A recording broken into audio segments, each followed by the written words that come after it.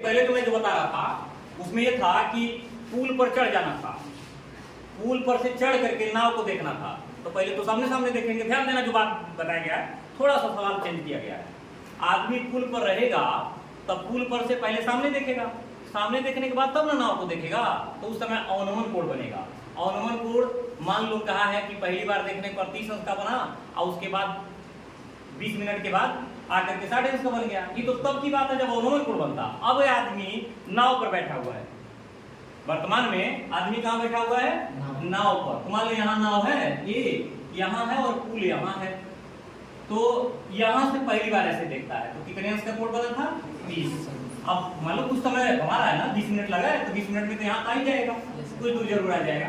फिर उठा के गर्दन देखता है तो 60 अंश का कोण बन गया। यहाँ लगा 20 मिनट और यहाँ हमको मान लेना है, यक्स नहीं मानेंगे हम, फिलहाल ए मान ले रहे हैं क्योंकि यक्स हम इसका चाल मान लेंगे, इसका यक्स मान लेते हैं, है ना। तो ए बी सी और यहाँ हो गया बी। मानते हैं, माना कि चाल, चाल किसका? नाव। तो नाव की चाल बराबर यक्स मीटर पर मिनट, ठीक है ना। हिंदी में लिख दे रहा हूं, मीटर पर मिनट। क्लियर हो गया? अब समय कितना लगा है? 20 मिनट। 20 मिनट लगा हुआ है तो दूरी कितना बनेगा? दूरी बराबर होता है चाल गुणे समय। चाल गुणे समय से जब इसको हल करेंगे तो 20x हो जाएगा। अब 20x क्या? दूरी को मीटर में माने हुए हैं, अब मीटर लिख सकते हैं।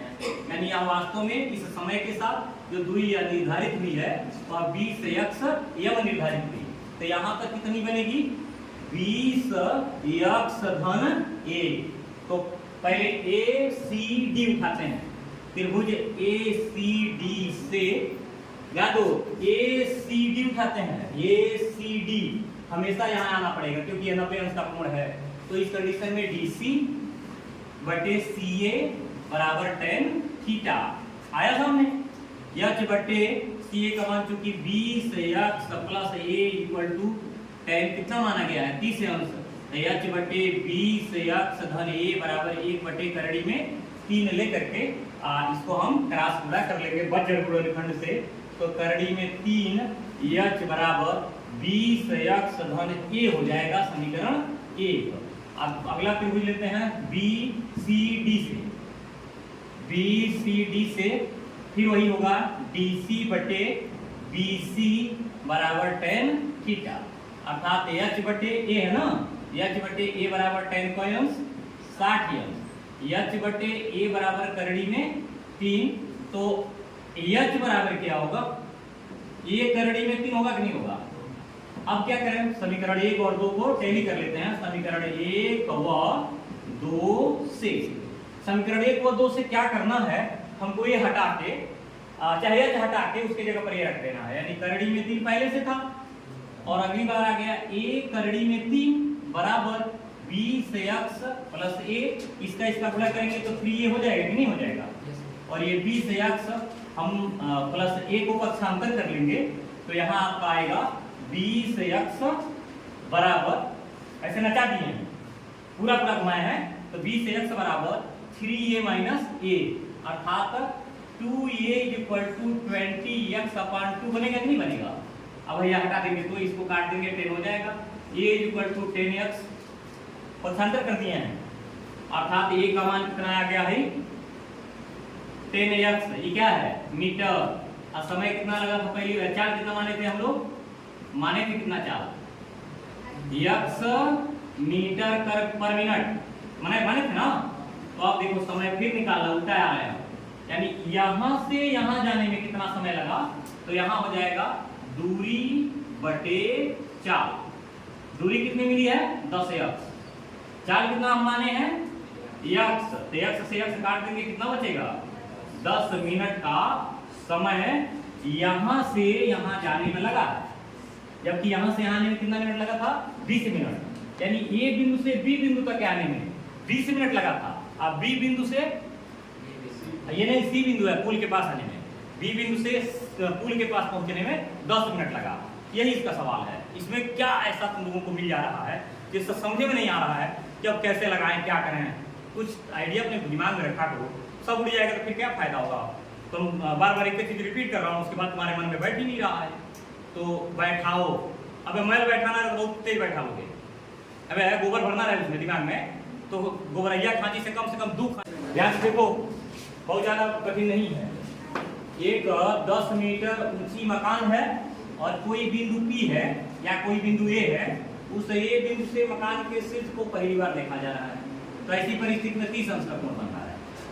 फिर अगली बार कह रहा है कि इस मकान पे एक आप झंडा लगा दिए, ठीक है ना, तो झंडा ऐसे नहीं लगा होगा, दंड भी तो लगा होगा उसमें, तो उस झंडे के ऊपरी शीर्ष को जब देख रहे हो तो उस समय इसका कोण बन गया 45 अंश। 45 बना, 60 बना 45 अंश। तो इसको तुम x बना ही रहे हो, मान ही रहे हो। इस उंगली को तुम h मान लो, अब पूरे की लंबाई को लेना है वो 10 प्लस h कर लो। अब हो गया a, यहाँ हो गया b, ये हो गया c, यहाँ हो गया d, और त्रिभुज अब लेना है a b c। पहली बार त्रिभुज a b c से BC upon BA equal to tan theta, अर्थात 10 अपान x इक्वल टू, या जो ये वाला है ना BC, तो 10 हो गया ना, 10 नहीं बोले, 10 बोले हैं। 10 अपान x इक्वल टू tan का अंश c से अंश, यानी 10 बटे x बराबर 1 बटे करड़ी में 3, x बराबर 10 करड़ी में 3 मीटर।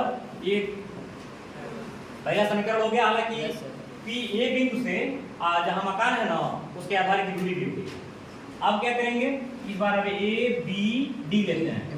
त्रिभुज A B D से अगली बार यहाँ D D B upon B A equal to tan theta, अर्थात 10 plus h upon B A का मान x लेना है, इक्वल टू tan थीटा की जगह 45 लेना है, तो 10 धन h बटे x बराबर 1, अर्थात 10 धन h बराबर x करते हैं समीकरण 2। और समीकरण 1 2 से इसको हल कर देते हैं।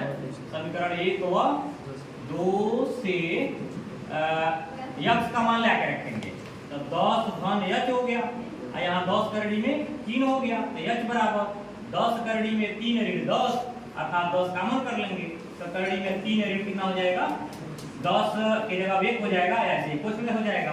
तो h का मान कौन वाला, ये वाला हिस्सा निकाल देते, ये कुछ भी रहा है। इसी वजाखंड जो दंड है उसकी लंबाई आप निकाल लो। अगर मन करता है तो इसके करड़ी मान को रख करके हल कर सकते हो, लेकिन नहीं कहा है तो नहीं हल करोगे, जैसा है वैसा रहने दो। इस तरीके से इसको चाहो तो आसानी से लगा सकते हो।